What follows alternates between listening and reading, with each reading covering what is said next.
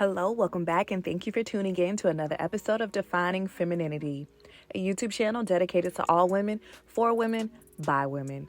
If you're new to the channel, hey girlfriend, we are so happy to have you. Please be sure to like, subscribe, and click that notification bell so that you won't miss an upload. Ladies, thank you all so much for your subscriptions. Like always, we don't take your support lightly. In today's video, we're wrapping up the discussion on distraction versus disobedience. I want to jump right in and go to my last and final point in this short series, and that's honoring our gifts. In the first video, I shared two scriptures that I was studying for this topic that really spoke to my spirit. One of the scriptures was taken from Romans 12:1. Paul was writing to the saints in Rome regarding the conduct of a believer, as he was also preparing to visit them soon. The King James Version of the Bible says, "I beseech, or I encourage, or beg you, therefore, brethren, by the mercies or compassions of God, that ye present your bodies a living sacrifice, holy, acceptable unto God, which is your reasonable service." In the Christian Standard Bible, it reads, "Therefore, brothers and sisters, in view of the mercies of God, I urge you to present your bodies as a living sacrifice, holy and pleasing to God. This is your true worship." One commentator, J.B. Phillips, shares his interpretation of this verse, and it says, "With eyes wide open to the mercies of God, I beg you, my brothers, as an act of intelligent worship, to give him your bodies as a living sacrifice, consecrated to him and acceptable by him."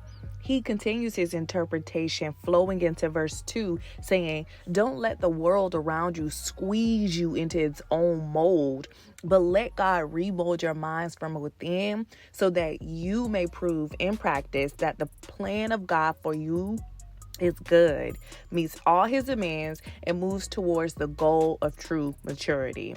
Now, if that isn't a word, ladies, as I was studying this, going back to the King James Version, I realized that Paul said a whole lot here in this one sentence. When I went to look up the word meanings, the Spirit started to reveal things to me about the gifts that God blesses us with and how important it is to stay the course.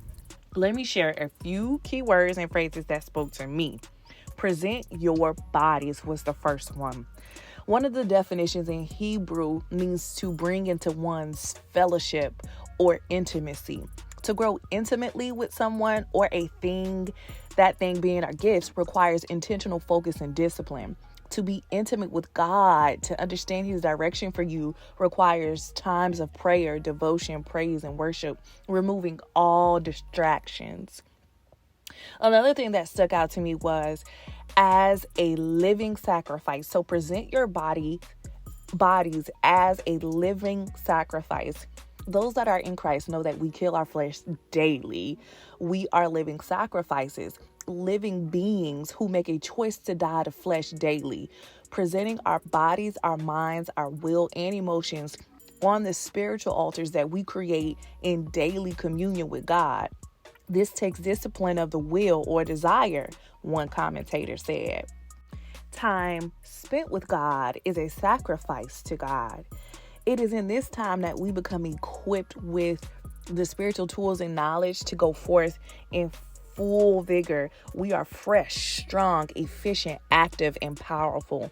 And now these are all Hebrew definitions of the word living.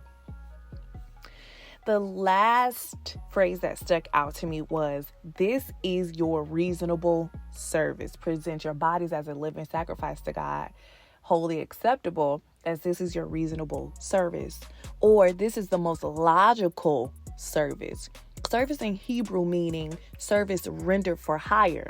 To put this all together, the most logical thing we can do is what we're supposed to do, what we've been gifted to do, what Jesus' sacrificial life gave us opportunity to freely do. We have it, girl. We just have to do it. And God will provide the resources for us to continue to do it. The key takeaways from this entire series is that distractions are interrupters that can be detrimental to our call. However, we can move past them. Disobedience can lead to consequences that hurt our present and future calling. Our goal as feminine women of faith should be to consistently pursue, activate, and share our gifts. God gave them to us, and we will have to trust Him to continue His perfect work in us. So I do have a couple action steps for my sisters out there. I want you to first take 5 minutes of prayer each day this week. We have so much to be thankful for. Write your GO plan. That's your GO plan. GO stands for God's operational plan. Titling this plan God's operational plan will keep our fleshly desires out of it. The plan will include your gift, just start with one, and how you start sharing it, and the purpose behind you sharing it. What's your why? List common distractions that come about so that you'll avoid them. Write how you'll avoid them. And last, write out the consequences of you not fulfilling your goal plan.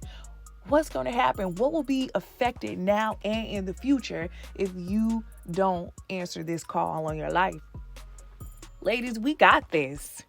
And this wraps up this series. Thank you for watching. Don't forget to like, subscribe, and share this video. Also, hit that notification bell so that you are notified of our uploads. Leave a comment below. Let's chat, girl. Let me know how your goal plan is coming along. I'd also like to wish everyone a very happy holiday of thanks. There won't be a video next Sunday, but we'll be back the first Sunday in December. Chat with you all soon. And until next time, do your best because you are capable of being the best. And that's the expectation that you should have for yourself as we are all on our journey of defining femininity.